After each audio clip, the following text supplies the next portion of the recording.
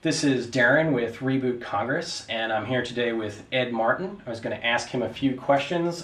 He has recently announced that he's exploring the possibility of running for Congress, specifically in Missouri's 3rd District. Currently, Russ Carnahan, a Democrat, is in that seat, and Ed is planning on running on the Republican side.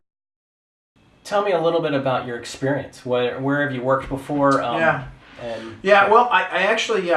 I've had sort of a varied experience a little bit. Right out of undergrad, I actually went overseas and did research. I was a researcher in Indonesia, actually, in North Sumatra. And it was a very interesting year living in a very foreign culture, Muslim country.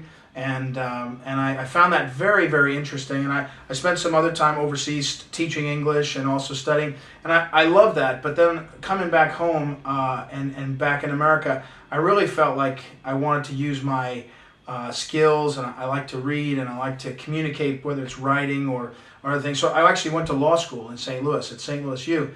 And coming out of law school, I wasn't really drawn to being a conventional lawyer, although I've practiced at various times. But more I've been interested in being involved in making things better in the community. So I worked for the Archdiocese of St. Louis doing what was called the Human Rights Office, which was helping families and local communities identify what was going good, well, and what was going poorly in their lives, and making it better. Whether it was better education, more stable families, safety in our neighborhoods, those were the kinds of things we addressed.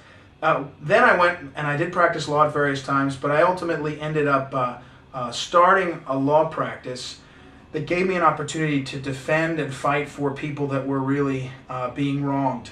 I've had the opportunity of fighting Governor Blagojevich in the courts. I've fought our own Secretary of State, Robin Carnahan, who's overstepped her bounds, I would argue. I've represented small businesses who were being persecuted by bureaucrats who were making up rules that were limiting economic freedom. Worked with a group out of Washington, D.C. called the Institute for Justice in working on those. So I found opportunities to fight for people and fight for what people needed in their lives.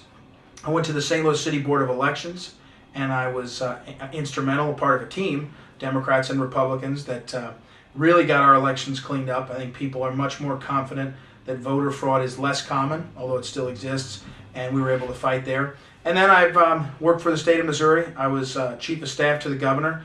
There we cut taxes, we protected rights, we shrunk the size of state government. We by attrition mostly, but also by cutting, we were able to not fill positions and lower the number of employees for the state, and also the expenditures, lower taxes for senior citizens. So I loved fighting for people, and back here in St. Louis, my sort of most recent fight was SaveAB.com, where we mobilized a group of people who were conservative, some liberal, union workers, business people, all who were concerned that the deal to purchase Anheuser-Busch by a Belgian company would have negative repercussions, both in terms of the business and in terms of our community. And we organized a grassroots effort, held rallies down at Busch Stadium. Al Hrabowski was involved, some elected officials.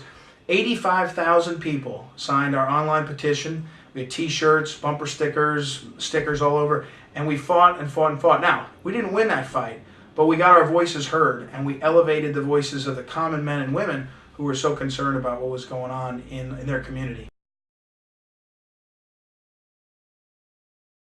So would you say that the impact that you had had a positive change with respect to AB? Are you still concerned about the direction of AB at this point? No, I was still concerned about it. I mean, what we thought would happen, happened. A Belgian company, good people trying to do something that they thought was worthwhile. They borrowed a lot of money and they created a new company that has a lot of debt.